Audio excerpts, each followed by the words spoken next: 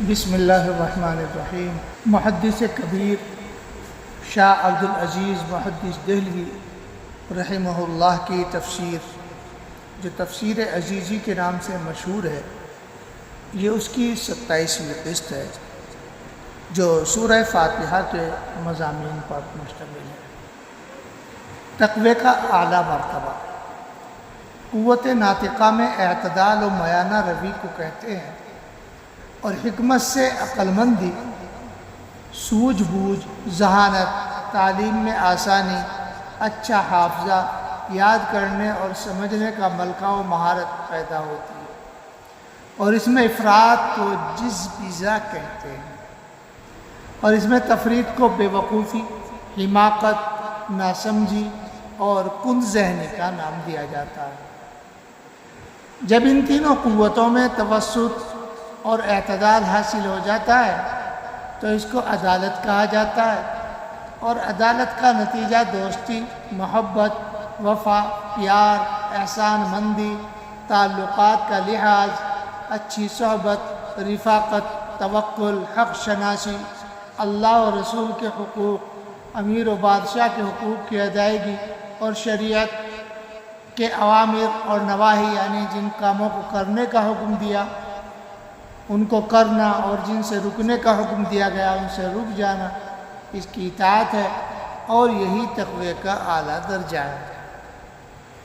لیکن یہاں ایک نکتہ سمجھ لینا چاہیے، اور وہ یہ کہ قوت ناطقہ انسان کی اپنی ذاتی ہے، جو اس کی روح کو بدن کے تعلق سے پہلے بھی حاصل تھی، جبکہ قوت شہوانیہ اور غضبیہ اسے بدن سے تعلق کے وسیلے سے دی گئی ہے۔ یعنی روح کے جسم میں آنے سے پہلے بھی انسان ہی تھا، البتہ بھوک، پیاس اور جنسیت سے آزاد تھا۔ لہذا قوت ناطقہ میں اعتدال کا مرتبہ یہ ہے کہ اس یعنی عقل کو آخری حد تک اتنا استعمال کرے کہ کوئی کسر نہ رہے، اور قوت شہوانیہ اور غضبیہ کو اتنا کم اور بقدر ضرورت استعمال کرے کہ اس سے کم کی گنجائش نہ ہو۔ صراط مستقیم، اس میں بھی اعتدال چاہیے۔ یقیناً اعتدال کا درجہ انبیاء کرام، صدیقین، شہداء اور صالحین علیہم السلام کی رہنمائی اور ساتھ کے بغیر بہت مشکل ہے۔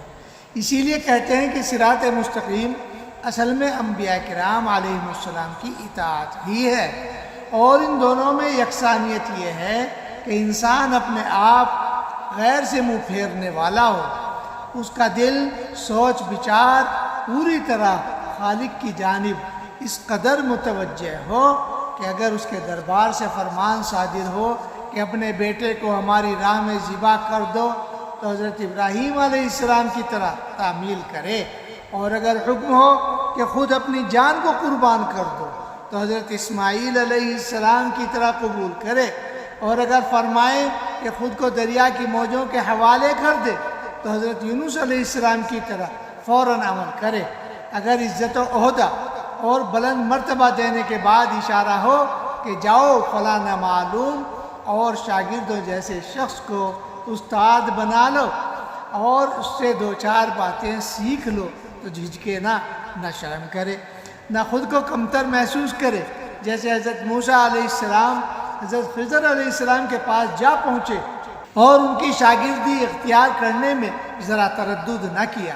حدیث شریف میں ہے کہ جب مکے میں کفار کی جانب سے مسلمانوں کو بہت زیادہ ستایا گیا تو صحابہ کرام نے دربار رسالت میں آپ صلی اللہ علیہ وسلم میں شکایت پیش کی۔ نبی کریم صلی اللہ علیہ وسلم اس وقت کعبے کے سائے میں تشریف فرما تھے۔ آپ صلی اللہ علیہ وسلم نے ارشاد فرمایا، تم سے پہلے ایمان والوں کو کفار کے ہاتھوں سے اس سے بھی زیادہ تکلیفیں اور مصیبتیں پہنچ چکی ہیں، یہاں تک کہ بعضوں کو گڈھا کھود کر اس میں کھڑا کر دیتے اور سر پر آرا چلاتے اور آدھو آدھ چیر ڈالتے، مگر وہ دین سے نہ پھرتا، کسی کی ہڈیوں سے کھال اور گوشت تک لوہے کی کنگھیوں سے ادھیڑ ڈالتے، لیکن اپنے دین کے خلاف ان کی زبان پر ایک حرف نہ تھا۔ کہتے ہیں کہ اگر دو نقطوں کے درمیان چند لائنیں کھینچی جائیں تو ان میں سب سے چھوٹی لائن خط مستقیم یعنی سیدھی لائن ہوگی۔ تو سیدھی راہ کی طلب کر کے گویا بندہ اپنی بے بسی اور کمزوری کو بیان کر رہا ہے کہ میری کمزوری کے کام کی صرف اور صرف سیدھی راہ ہے۔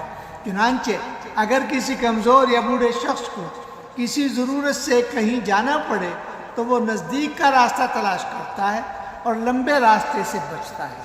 اور یہ بھی کہتے ہیں کہ بندہ جب تک دنیا میں ہے مشیروں رہنماؤں کی کھینچا تانی کا شکار ہے۔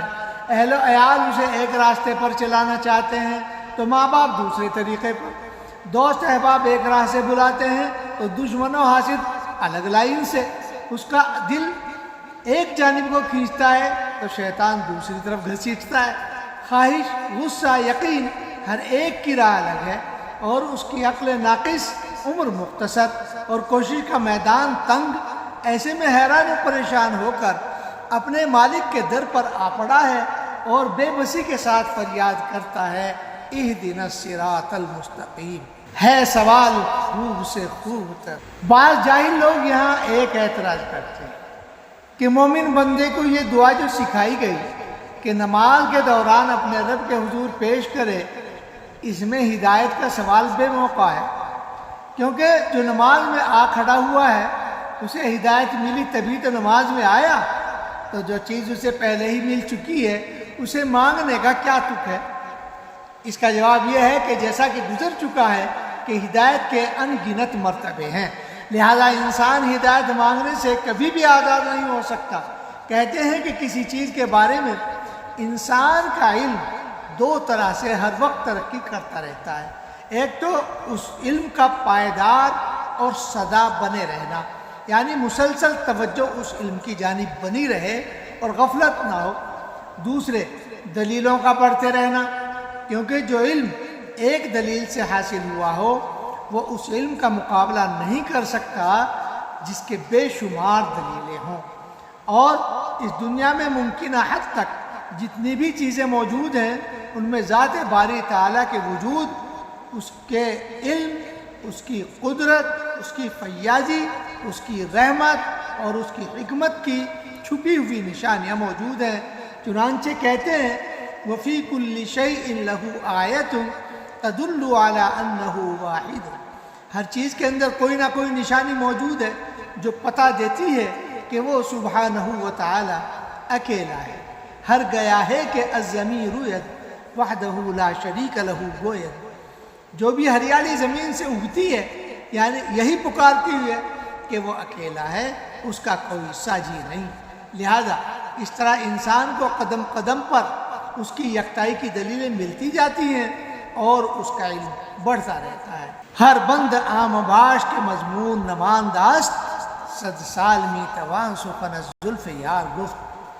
کسی بھی بندش کے خاتمے پر یہ گمان نہ کرنا کہ اور مضمون باقی نہیں، زلف یار کی باتیں صدیوں تک کی جا سکتی ہیں۔ اسی کے ساتھ یہ بھی ہے کہ اللہ تعالیٰ کے تمام اوامر اور نواہی پر عمل اور اعلیٰ مرتبوں اور فضیلتوں کو حاصل کرنا یہ بہت بڑا میدان ہے، اور اس سے بھی اہم یہ ہے کہ انسان کو جو ہدایت حاصل ہے اس پر جمع رہے۔ اسی لیے امیر المؤمنین حضرت علی رضی اللہ تعالی عنہ سے نقل کیا گیا ہے کہ آپ نے اہدنا کی تفسیر میں فرمایا کہ ہمیں ہدایت پر ثابت قدم فرما، اور دوسری جگہ گویا اسی کلمے کی شرح فرمائی ربنا لا تزغ قلوبنا بعد اذ ہدیتنا۔ اے ہمارے رب، تو نے ہمیں جو ہدایت عطا فرمائی ہے اس کے بعد ہمارے دلوں کو گمراہ نہ ہونے دینا۔ یہاں ایک شبہ اور بھی پیدا ہوتا ہے کہ زبان سے سوال کرنے کے دو مطلب ہو سکتے ہیں، یا تو کسی بھولے ہوئے کو یاد دلانے کے لیے سوال کیا جاتا ہے، یا کسی کنجوس کو فیاضی پر اکسانے کے واسطے، اور ان دونوں معاملوں کا حکیم مطلق اور جواد برحق یعنی اللہ تعالیٰ کے بارے میں تصور تک نہیں کیا جا سکتا۔ لہذا اس درخواست یا دعا کا پھر کیا فائدہ ہے، جبکہ یہ دعا تقدیر پر ایمان اور اطمینان کے بھی خلاف ہے۔ ہم کہتے ہیں کہ کبھی تو حکیم کی حکمت کا تقاضا یہ ہوتا ہے کہ طالب کا مطلب اس کو بنا روئے جھجائے نہ دیا جائے، تاکہ اس کا غرور ٹوٹے اور گھمنڈ زمین پر آئے کہ شاید ہماری عاجزی کام آ جائے اور باری تعالیٰ کی حکمت میں جو شک تھی وہ پوری ہو جائے۔ تا نہ گریت طفل کے جو شد لبن، تا نہ گریت ابر کے خندق چمن۔ جب تک بچہ روتا نہیں دودھ جوش نہیں مارتا، اور جب تک بادل آنسو نہیں بہاتا چمن پھلتا پھولتا نہیں۔ اور دعا تقدیر پر راضی رہنے کے خلاف نہیں۔ کیا پتہ اللہ تعالیٰ کی رضا و تقدیر یوں ہی ہو کہ بندہ عاجزی اور انکساری سے طلب کرے گا تو اس کی دعا کے بعد اسے دیا جائے گا۔